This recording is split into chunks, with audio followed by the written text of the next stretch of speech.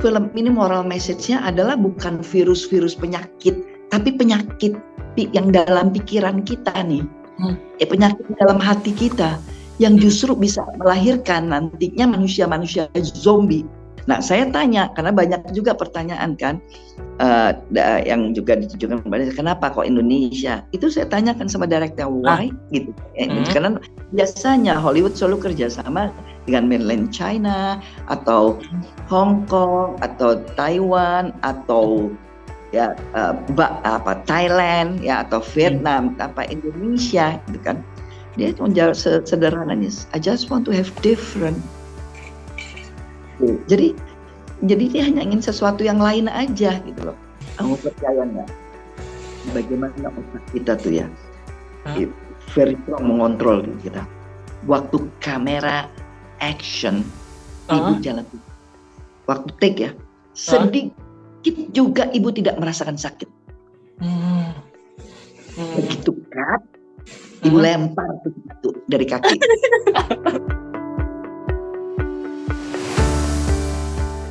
Sebelumnya Bu, saya Bahar dari Kompas.com. Mewakili Kompas.com juga mengucapkan selamat atas The Last of Us dan keterlibatan Ibu. Bangga loh Bu, teman-teman di Indonesia Bu sama. Terima kasih. Ya memang ini kan sebetulnya juga buat Indonesia ya, bukan buat Ibu sendiri gitu loh. Bahkan bukan buat Ibu lah gitu loh. Karena jujur aja, ya terima kasih atas dukungan dari masyarakat dan teman-teman di Indonesia. Karena memang sebetulnya pada saat itu kan pertama kali talent agency-nya kontak Ibu lewat Instagram, mungkin karena mereka nggak tahu. Lewat Instagram, terus di follow sampai awalnya karena Ibu kan gaptek. Jadi suami justru yang menanggapi, terus langsung dikasih ke manajemen kan Ibu masuk di RR Management. Ya, jadi itu barulah terus di follow up. Tapi sebetulnya itu syutingnya kan 2 tahun lalu ya, yang mana pandemi itu juga masih sangat tinggi sekali gitu ya. Dan juga prokes kesehatan di seluruh dunia juga masih amat sangat ketat sekali gitu kan. Jadi bukan hanya masalah prokes saja, tapi ya Ibu juga harus tetap ingat kewajiban juga yang utama yang harus dipertanggungjawabkan sebagai anak yang dititipi sama Tuhan untuk merawat ibunya Ibu yang sudah berusia 87 tahun dan juga suami yang komorbid itu kan ya. Jadi berat sekali rasanya untuk berangkat. Bahkan waktu itu sebetulnya kalau nggak terus didorong sama Reza sama Arya, Ibu sih udah mau batalin aja gitu loh ya. Oh, berarti emang jadi sangat berat Bu ya? Sangat berat sekali gitu, karena kan ya mengingat juga syutingnya di Kanada waktu itu kan. Jadi ya itu kan bukan seperti kalau kita syuting di Jogja, ada apa-apa 1 jam sudah sampai di rumah gitu ya. Iya. Ini waduh jauh, belum lagi tidak bisa bawa asisten, tidak bisa bawa manajer, tidak bisa bawa suami, keluarga lah artinya gitu kan. Jadi harus pergi sendiri dalam kondisi pandemi, meninggalkan tanggung jawab sebagai ibu rumah tangga juga gitu kan. Banyaklah pertimbangan yang harus dipikirkan masak-masak gitu ya. Sampai ya udah terus didesak sama Mas Arya sama Reza untuk audisi gitu ya. Akhirnya sampai waktu itu Mas Arya sama Mas Reza juga ada di Bali, sampai akhirnya saya nyusul ke Bali untuk audisi di Bali. Oh di Bali, bukan di sana? Mas Reza, bukan di vilanya Mas Reza. Jadi kan hanya kirim videonya aja kan. Oh iya. Bahkan lawan audisi saya Mas Reza. Oh. Dikerjain Mas Rezanya. Nah tapi itu pun saya juga belum memutuskan. Pada saat itu hasil audisinya itu dikirim ke talent agency-nya, mungkin diperlihatkan sama sutradara dan produser, dan kelihatannya mereka cocok terus, tapi Ibu juga belum bisa kasih keputusan karena masih betul-betul bimbang lah gitu ya, gelisah untuk meninggalkan Indonesia dalam kondisi pandemi yang masih tinggi itunya ya. Jadi sampai satu hari, kira-kira barangkali cuma hanya seminggu sebelum ibu berangkat, ibu ingat sekali mau tidur itu suami mendekati ibu terus bilang, Chris, I think you have to go. Don't worry about me.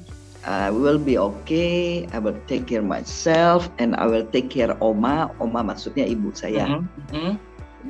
So because this is not buat kamu, tapi juga it's very important for Indonesia. Okay. Suami mengatakan seperti itu. Itu waktu suami mengatakan hal itu beban di pundak rasanya hilang dan badan terasa enteng sekali. Karena restu dari suami itu. Dari suami, ya itulah ya. Sebagai muslimah, ya ibu yakin betul keikhlasan suami itu memang penting sekali kan. Iya.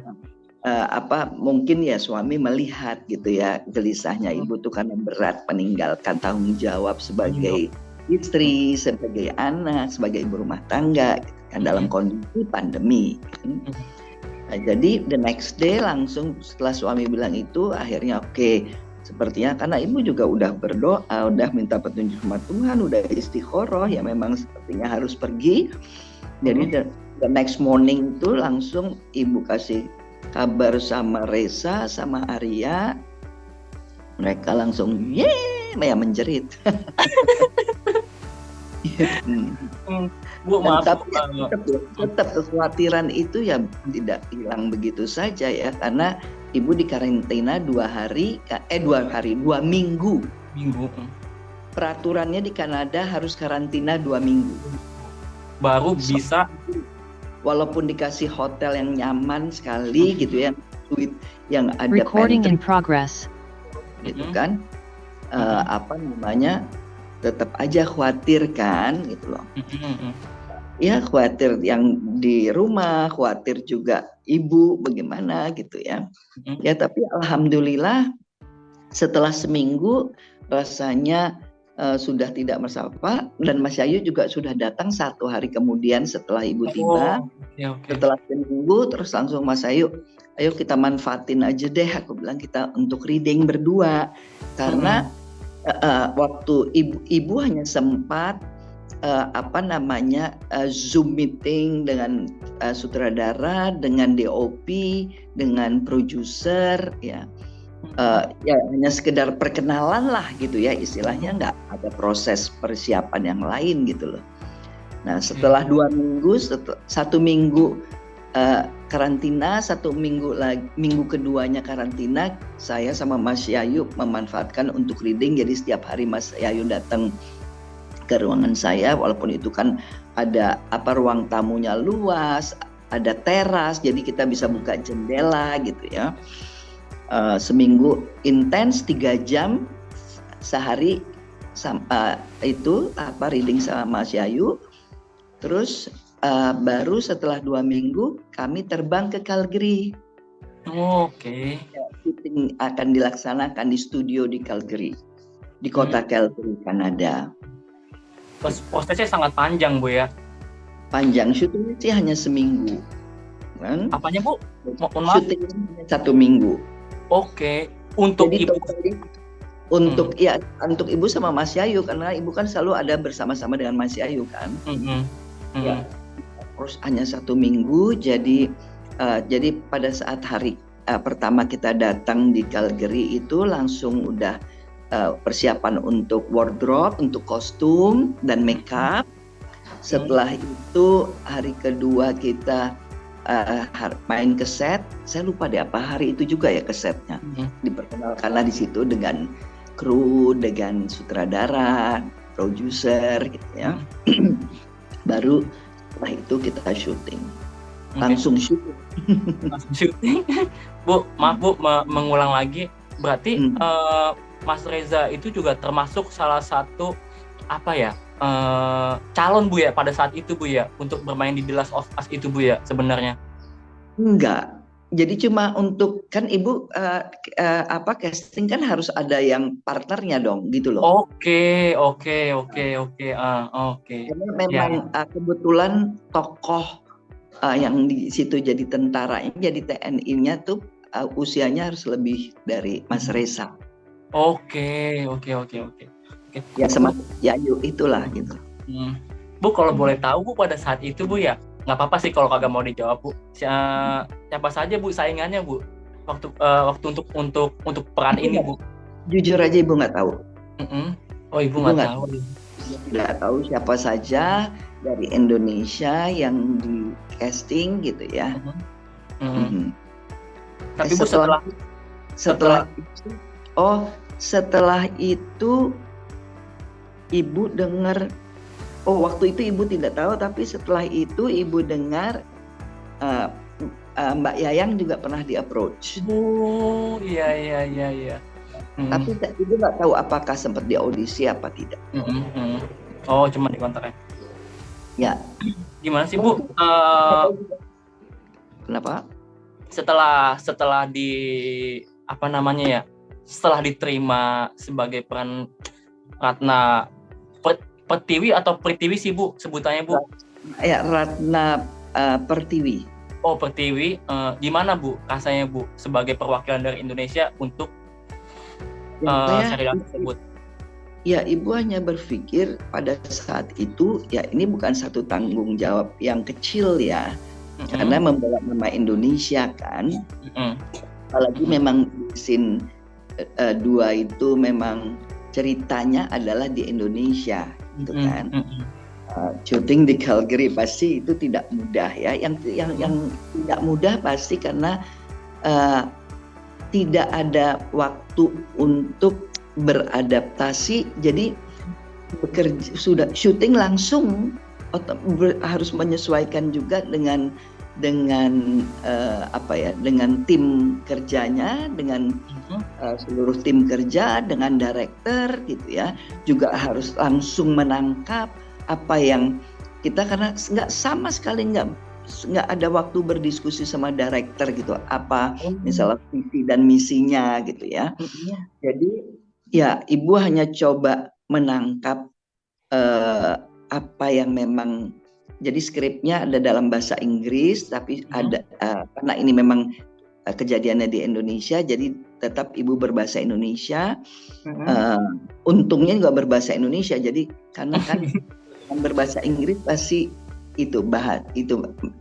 body language-nya pasti akan juga berbeda, berbeda, ekspresinya juga pasti berbeda ya. Jadi kalau dari segi tantangan untuk kebutuhan karakter sih nggak terlalu sulit. Yang lebih sulit justru karena tidak ada waktunya untuk beradaptasi tidak ada proses untuk beradaptasi dengan tim kerja, sutradara, semuanya. Chemistry ya. Iya, membangun chemistry gitu. Jadi disitulah mungkin tantangannya bagaimana untuk bisa langsung blended, membaur mereka. Dan kemudian yang terpenting adalah menangkap apa maunya sutradara. Dan juga ini satu kehormatan karena kebetulan sutradaranya ini yang memang yang menciptakan game daripada The Last of Us itu, dan dia juga yang punya Naughty Dog, perusahaan itu yang memproduksi game dan yang menulis cerita gitu ya, skripnya, tidak penulis skripnya dan eksekutif produsernya langsung. Dan beliau ini Neil Druckmann baru pertama kali mendirect. Kalau game dia mendirect gamenya selama ini gitu, tapi kalau film belum pernah. Jadi tapi untungnya kembali lagi karena ibu di Indonesia juga kan sering bekerja sama sudah dengan sutradara ya gitu ya. Jadi tidak terlalu ada kesulitan untuk menyesuaikan gitu ya. Hanya ibu mempelajari bagaimana karakternya, sutradaranya. Terus kemudian ya coba menangkap, karena biar bagaimana juga beliau kan orang Amerika yang harus mendirect tentang kehidupan di Indonesia. Yang mana beliau sendiri belum pernah ke Indonesia. Oh, gitu kan. belum. Jadi ada, ya pasti itu apa ya, ada ekspresi yang berbeda gitu ya. Tapi ya, untungnya seperti misalnya waktu adegan terakhir itu yang mungkin saya lebih perasaan yang lebih saya optimalkan untuk memperkuat rasanya itu ya. Tapi ada gestur yang dia inginkan. Seperti apa tuh, Bu? Seperti misalnya waktu gini, setakut-takutnya saya paling takut di perasaan ya mungkin pegang gelas nggak sampai gemeter gitu loh. Oh, ya kan.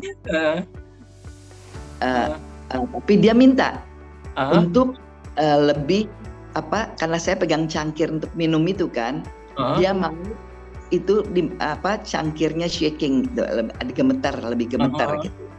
Dan ternyata buat penonton di sini yang lucunya tadi kebetulan ada sesi foto.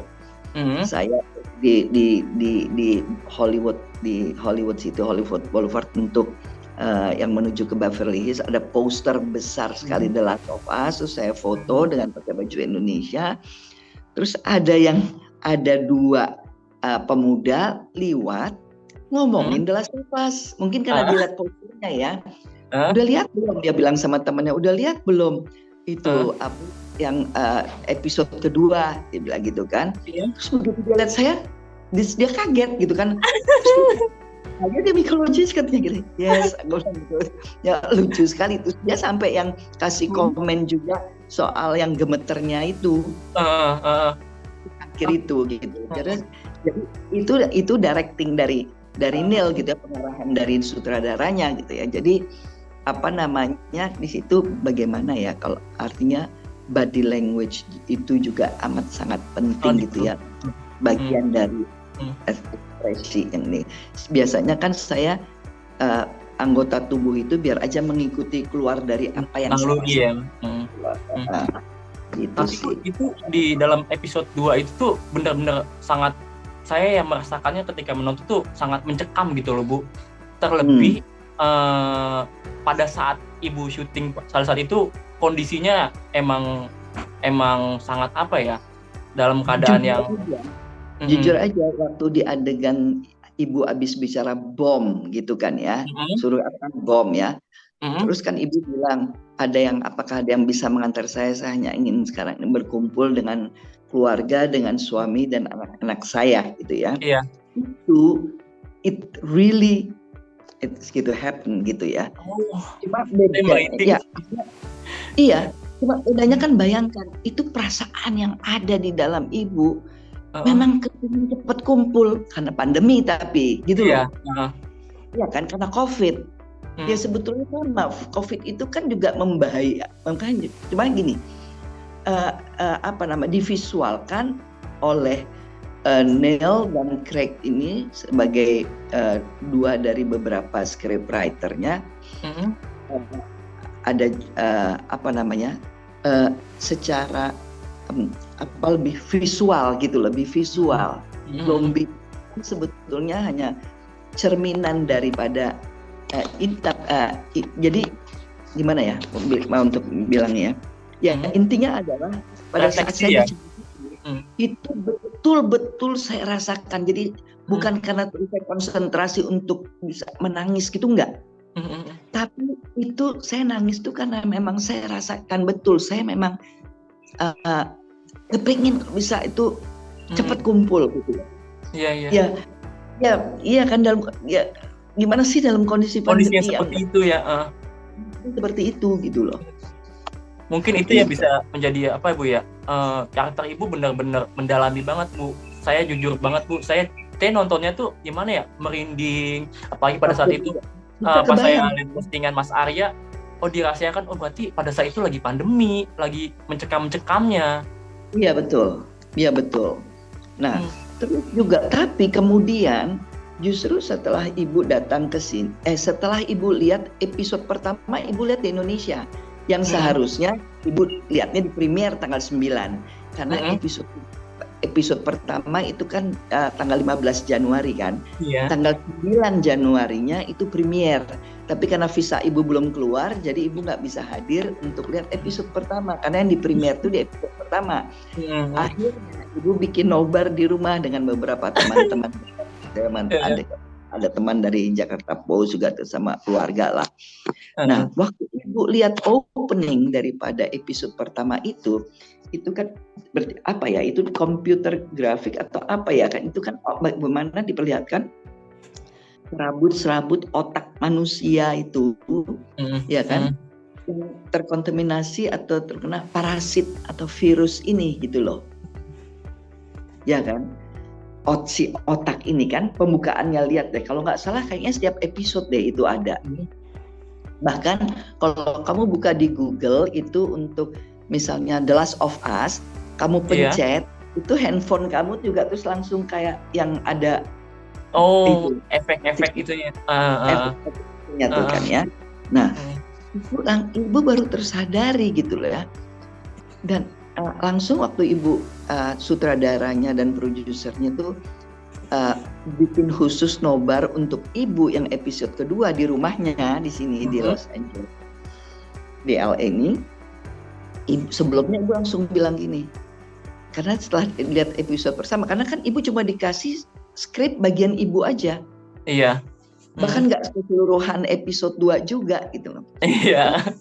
Ibu langsung bilang sama mereka gitu, sama Neil, sama Craig, saya bilang this is a metaphor. Yes, saya bilang itu. Oke. Ini bukan kebetulan ya. Ibu bersyukur sekali ya, karena Tuhan memberikan sebuah pembelajaran yang luar biasa.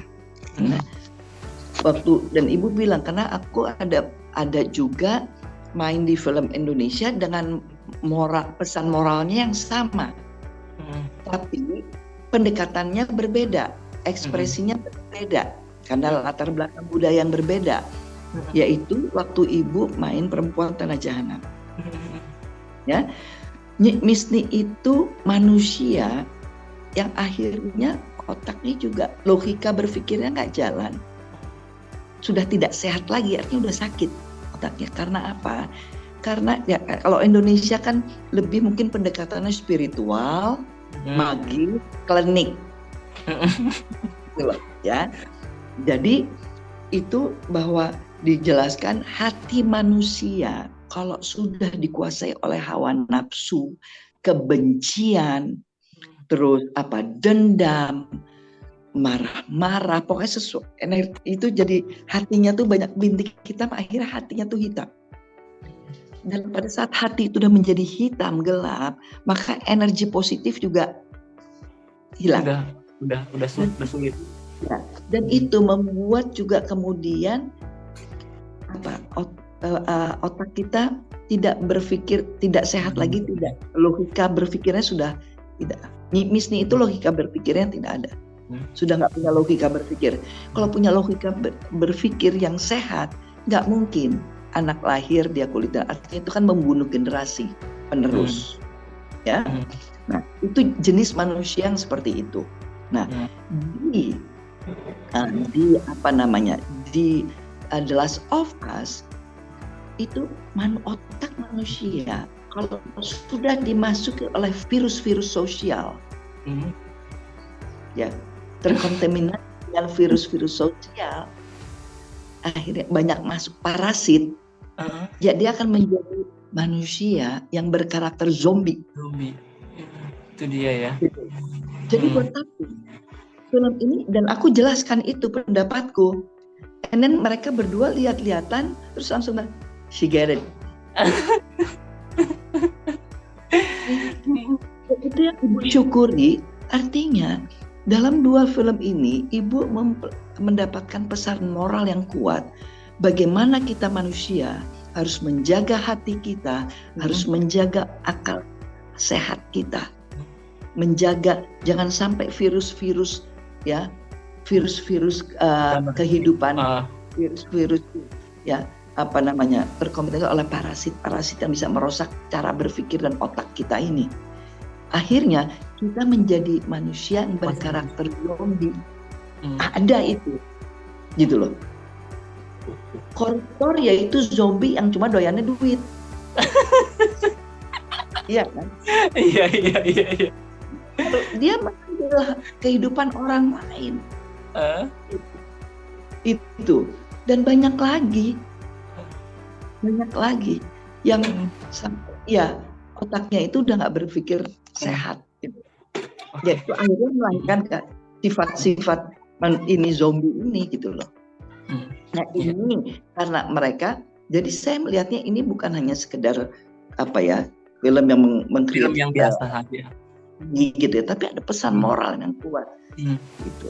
Pasti ya dia bukan mengatakan itu buat orang Indonesia ya, tapi manusia gitu loh. Ini manusia gitu. Nah saya tanya karena banyak juga pertanyaan kan yang juga ditujukan kepada kenapa kok Indonesia, itu saya tanyakan sama director why gitu. Karena biasanya Hollywood selalu kerjasama dengan mainland China atau Hong Kong atau Taiwan atau ya Thailand ya atau Vietnam, apa Indonesia gitu kan. Dia cuma jawab sederhananya, I just want to have different. Jadi dia hanya ingin sesuatu yang lain aja gitu loh. Oke. Tapi saya pikir kenapa dia juga Indonesia, dia belum pernah ke Indonesia gitu ya. Bahkan banyak orang ya. Tapi ini juga ibu melihat nih, bukan karena ibu pendukungnya Jokowi ya. Tapi bagaimana 2 dekade kepemimpinan Jokowi itu kan kita bisa lihat sendiri bagaimana dunia sudah menghargai kepemimpinan Jokowi. Gitu ya, pemerintah selama yang dipimpin oleh Jokowi, pemerintahan Indonesia dan juga Indonesia yang dalam krisis ekonomi global saja masih bisa survive gitu ya, dan juga dalam menangani pandemi gitu. Indonesia bahkan gitu loh, negara yang bukan kecil penduduknya 265 juta, negara kepulauan. Ini kan satu prestasi yang luar biasa yang kita harus syukuri. Pasti kerja sama semua pihak ya, tentunya Pak Jokowi dengan kabinet kerjanya dan juga masyarakat gitu yang mau bekerja sama, dan itu membuat Indonesia menjadi muncul di gitu ya. Berarti alasan tersebut tuh yang menjadi itu ya Bu ya, menjadi latar. Enggak, itu analisa saya ibu pribadi. Kan ya Neil yang belum pernah ke Indonesia gitu kan ya, penulis yang belum pernah ke Indonesia, dia memilih Indonesia gitu loh. Jadi kan pasti karena Indonesia kemudian menjadi spotlight gitu ya, mendapatkan spotlight dari dunia, mendapatkan spot dari dunia, attention dari dunia. Itu saya pikir salah satu dampak dari keberhasilan pemerintahan Jokowi. Oke. Ibu, ini analisa ibu pribadi dan sangat logis Bu. Tapi itu emang pada saat itu syutingnya beneran di Jakarta itu Bu, atau seperti apa Bu? Di Kanada. Berarti emang karena banyak ini nanya ini di mana ya gitu Bu, teman-teman di warganet itu pada nanya. Berarti di Kanada Bu ya? Syutingnya di Calgary. Karena gini, ibu juga dengar dari KJRI di LA, sebetulnya mereka minta izin untuk syuting di Indonesia. Oke. Tapi karena pandemi waktu itu kan ketat, jangankan film dari luar, film kita sulit, terbatas kan izinnya kan harus ada dari Kementerian Tenaga Kerja, dari Kementerian Kesehatan, dari ini setempat pemerintah daerah, itu kan juga nggak gampang gitu. Itu sebabnya jadi waktu itu tidak mendapatkan izin mereka untuk syuting di Indonesia. Jadi akhirnya syuting, bagian ibu tuh syuting di studio di Calgary yang lokasi itu cuma restoran. Selain itu adalah restoran sama itu koridor-koridor. Koridor yang di dalam ruangan itu. Ya. Oke. Bu, bisa diceritain nggak sih Bu keseruannya Bu, yang paling memorable Bu yang nggak bisa Ibu lupakan dalam proyek ini Bu? yang paling memorable. Ini juga yang ibu dapat pembelajaran bagaimana otak manusia itu sangat kuat sekali dalam mengontrol diri kita. Lahir dan batin kita ya. Jadi itu yang jalan di koridor itu 1 hari itu syutingnya tuh. Karena ada di beberapa spot kan. Hanya jalan 1 hari itu hanya jalan cepat itu. Nah, kebetulan ibu mendapatkan dikasih sepatu yang baru. Bagus dong dikasih sepatu baru, nggak sepatu bekas kan. Tapi karena sepatu baru dan lagi musim dingin, jadi kan dia kulitnya keras. Lecet lah, luka kan? Sampai bleeding, berdarah kan? Tapi nggak bisa pakai band-aid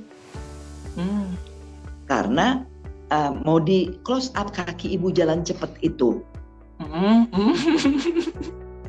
Dan ibu nggak mau nyerah dong kan, masa terus mau ngeluh gitu kan, kayaknya manja amat gitu kan. Oke. Waktu lagi itulah yang udah sakit ya, tapi waktu take ibu hanya fokus terhadap karakter dan perasaan dan apa yang di dalam pikiran si tokoh Ibu Ratna ini kan.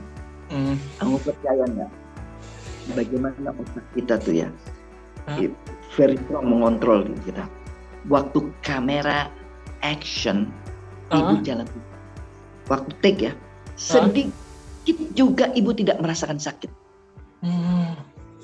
Begitu kan ibu lempar itu dari kaki. Ibu ya sakit yang ampun. Ya iyalah gitu loh. Kembali lagi kan udah nggak harus fokus bagaimana coba. Jadi sebetulnya bagaimana otak kita memerintah gitu. Begitu dia di fokusnya itu pindah ke hal lain, maka rasa sakit itu nggak ada. Begitu selesai itu, udah fokusnya buyar lagi, itu kembali itu ya sakit ya minta ampun, nggak bisa bayangin lah. Luka kena sepatu. Waduh, itu sih yang bisa dan ibu juga nggak mau membuat kehebohan gitu ya, karena ibu lihat kayak sepertinya perasaan ibu asisten wardrobe itu menjadi tidak enak hati gitu kan ya. Kan dia maksudnya kan baik memberikan sepatu baru, siapa yang berpikir gitu kan ya akan baik berpikir gitu kan ya. Nah, tapi rupanya karena dibawa jalan cepat dan seharian tuh jalan cepat jadi lecet. Apa itu karena gue bawa nama Indonesia, gue harus bisa terus seperti gitu bu pikirannya bu? Bukan hanya membawa Indonesia ya, aku harus menunjukkan profesionalisme. Oke. Terus mau ngeluh, suruh mereka menunggu kita untuk ngobatin. Aduh, kayaknya enggak. Oke bu, minta tanggapannya bu sedikit bu, kan emang peran ibu juga sangat viral banget bu di Indonesia bu. Gimana bu menanggapi peran ibu dengan viralnya ibu nih di The Last of Us ini bu? Tapi ya viralnya itu kan karena memang selama ini tidak ada pemberitaan ibu terlibat di situ karena memang belum dirahasiakan. Tapi lepas daripada jadi agak ada surprise. Tapi sebetulnya gamenya itu kan memang sudah diminati oleh gamers di seluruh dunia. Bahkan itu wartawan Jakarta Post yang menginterview ibu, orang Australia, dia juga main gamenya. Dia diajak sama temennya untuk nobar di tempat ibu tuh, dia so excited karena dia tahu gamenya. Ibu malah nggak tahu game. Salah satu juga yang membuat ibu juga menjadi berpikir nggak langsung bilang nggak, itu karena cucunya adiknya ibu yang umur 9 tahun itu sama ayahnya sama saudara sama adiknya itu main game itu. Suka banget malahan ya. Suka banget, keren banget, katanya bu keren banget, sampai dia yang wanti-wanti, dia panggil saya Mbok, pokoknya tidak boleh menolak katanya. Tidak boleh diwarning. Nggak boleh menolak karena bagus banget kok katanya itu gamenya itu. Ya itu kan udah umur gini main game itu enggak lah, itu generasi anak milenial itu kan yang main itu. nggak apa-apa Bu, untuk supaya tahu aja. Iya, karena memang gamenya sendiri, karena Ibu dengar juga season kedua dari gamenya itu begitu keluar, dalam 1 minggu itu gamer tuh sampai 3 juta. Iya. Itu. Jadi kemarin ada itu kan tulisan juga dari Variety bahwa penontonnya sudah sampai 18 juta. Yang Ibu tahu itu hanya untuk teritorial Amerika toh. Untuk sana aja, belum secara global. Global. Yang Ibu dengar secara global tuh dunia tuh udah 60 juta. Gitu loh. Amerika sendiri katanya itu kan udah memecahkan rekor gitu loh. Jadi memang di Amerika sendiri ini lagi jadi topik. Ya itu aja tadi anak 2 di jalan ngomongin The Last of Us, begitu lihat posternya dia bilang udah lihat belum yang episode 2 katanya gitu kan. Itu anak di jalan itu gitu lah, lagi jalan kaki mereka lihat posternya sebesar itu, billboardnya besar di dia yang mau ke Beverly Hills itu ada billboard besar dan mereka langsung ada ya membicarakan serial ini. Oh iya. Bu, tapi Bu, gara-gara peran Ibu Pak Menkes Bu, Pak Menkes tuh juga excited banget Bu sama itu Bu, sama serial ini, sampai dia ngomong dan ada dua hal penting yang diambil dari serial tersebut, dan dia juga ingin menerapkan bagaimana cara menanggulangi virus yang sekiranya bakal mungkin terjadi gitu Bu. Itu gimana Bu? Ya. Kalau saya lihat ya, ini kan tadi saya udah minta konfirmasi sama direkturnya juga gitu. Ini metafor bukan metafor. Jadi justru film ini moral message-nya adalah bukan virus-virus penyakit, tapi penyakit yang dalam pikiran kita nih. Penyakit dalam hati kita yang justru bisa melahirkan nantinya manusia-manusia zombie. Tuh. Jadi ini udah menyangkut sebetulnya peradaban kehidupan manusia. Lihatlah sekarang perkembangan dunia, terjadi konflik, terjadi ini, terjadi itu kan semua karena manusia yang tidak bisa mengontrol hawa nafsunya dan akhirnya merusak pikiran sehatnya, merusak cara berpikirnya. Ini sebetulnya message dari yang lebih dalam lagi, ini message-nya.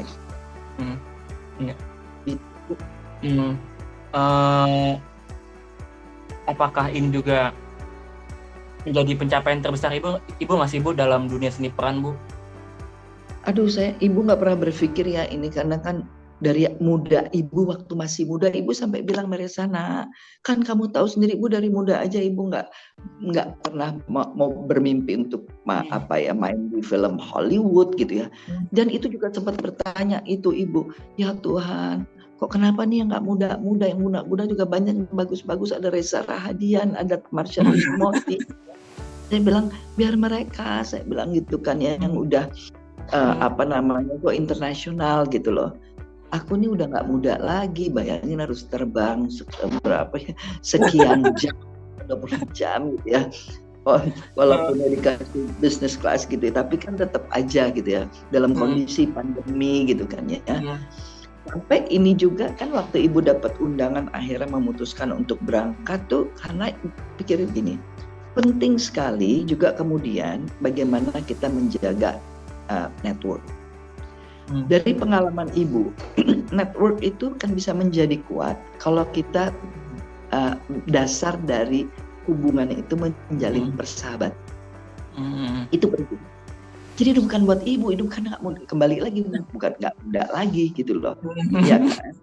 Tapi Reza yang punya bahasa Inggrisnya bagus gitu kan ya, banyak yang anak-anak muda yang bahasa Inggrisnya bagus, mereka justru punya masa depan tuh itu. Nah mungkin akhirnya Ibu cuma berpikir oke, sekarang saya hanya menjadi batu loncatan saja gitu. Dan itu batu loncatan ini harus kita perkuat gitu loh.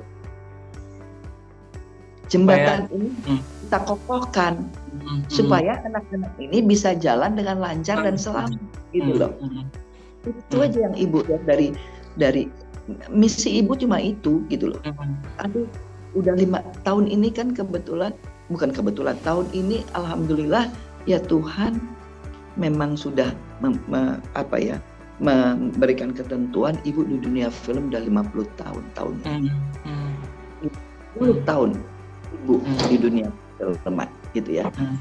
Ya itu udah lebih dari cukup, banyak yang sudah harus disyukuri gitu loh. Jadi betul-betul udah nggak kepengen apa-apa lagi. Tapi cuma menjalankan karena Tuhan masih belum selesai ini amanat ibu. Nah buktinya masih disuruh, ya udah nggak mudah banget, ya disuruh dingin gitu kan ya.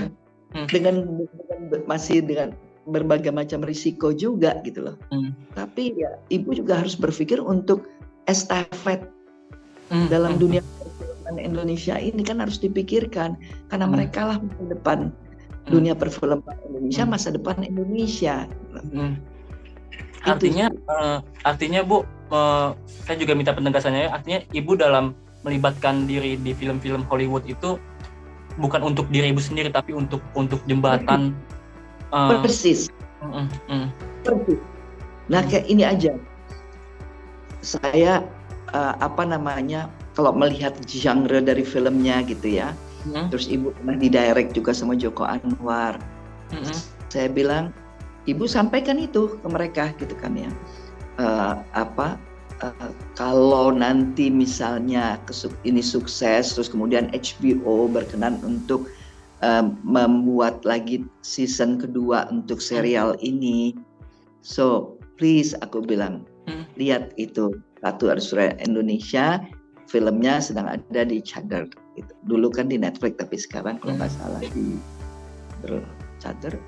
Ya, pokoknya OTT-nya yang ada di sini juga, aku bilang gitu. Aku rasa dia cocok untuk menggarap film ini. Aku bilang salah satu sutradaranya, karena di serial season pertama ini ada 4 sutradara. 2 dari Amerika, Neil dan Craig yang juga menulis cerita dan penggagas ini, dan juga eksekutif produsernya. Lalu ada 1 sutradara perempuan dari Serbia, dan 1 lagi sutradara Iran. Ya kan? Nah kenapa tidak? Boleh dong ibu mengusulkan juga sutradara Indonesia. Karena Joko film-filmnya juga yang trailer ini kan ya, yang horror trailer ini juga sudah diakui oleh dunia di Asia, yang kemarin nomor 3 itu kan festival di mana-mana. Ya, karena ibu menyaksikan sendiri waktu dibawa ke Sundance Film Festival Midnight Show itu kan, bagaimana respon dari penonton gitu loh. Jadi ya salah justru ya ini amanat yang memang ibu harus jalankan. Iya betul. Bu, niat ya, ibu kan juga. Ibu berharap aktornya ada Reza Rahadian, director kita banyak, tapi untuk jenis genre ini kan mungkin Joko yang cocok. Bu, ibu juga niat ini juga sangat baik banget Bu ya, buat aktor dan aktris dan sutradara dan segala macam yang ada di Indonesia Bu ya. Tapi ibu sampai ini masih terpikir nggak sih Bu, apakah ibu itu masih belum saya yang membahasakannya ya,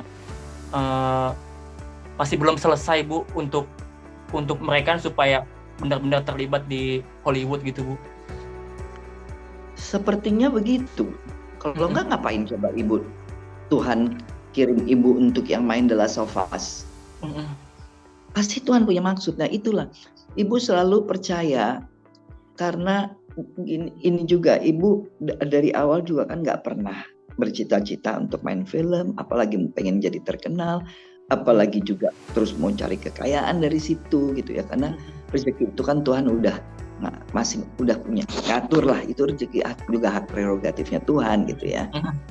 Tapi kenapa di film? Nah itu kan ibu mencari terus gitu kan, apa nih maksud dari Tuhan gitu kan ya, kenapa juga sebetulnya kalau nurutin hati itu udah kepengen ya mungkin nggak tahu ya, nggak berani juga untuk bilang berhenti dari pensiun dari film ya, karena kok sepertinya kalau ngomong gitu apalagi gitu ya, terus Reza nggak boleh gitu kan. Ya, ada yang berapa jangan gitu ya, karena secara fisik jadi pemain itu berat gitu loh, berat sekali kan. Nah, sementara ibu masih punya tanggung jawab, yaitu orang tua, suami gitu ya. Inginnya mengurus, tapi ya nggak bisa juga bicara gitu kalau memang Tuhan masih ada amanat yang ibu harus jalankan, ketentuan Tuhan yang memang masih seperti ini ya, makanya ya ibu jalanin aja. Semangat ibu sangat besar sekali Bu, berarti Bu buat perfilman Indonesia Bu. Mungkin saya bisa menyebut mungkin udah mendarah daging kali Bu ya. Bukan itu. Sebetulnya ini juga bukan buat dunia perfilman Indonesia saja, tapi buat Indonesia. Karena pada saat saya bersama mereka di sini berkolaborasi, jadi pasti harus melakukan diplomasi budaya, itu juga harus kita kan gitu loh, supaya ya apa ya, ya buat kepentingan ini bangsa dan negara juga lah gitu kan. Film Indonesia ya pasti kan juga kalau film Indonesia maju, industrinya berkembang itu kan pasti akan juga memberikan banyak nilai-nilai positif juga buat Indonesia. Iya. Bu, berarti saya juga minta penegasan lagi Bu. Berarti Bu, ibu belum ada belum ada terpikirkan untuk pensiun di dunia perfilman Bu ya, mengingat usia ibu. Kalau kamu tanya terpikirkan udah sering. Aduh, jangan Bu.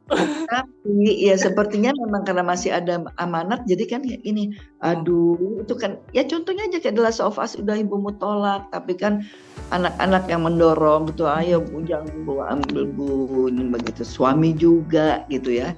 Terus setelah itu, tapi bukan itu aja, ibu istiqoroh juga kok jawabannya ya harus berangkat, berarti kan ketentuan Allah juga memang masih ya ibu harus tunduk dengan ketentuan Tuhan.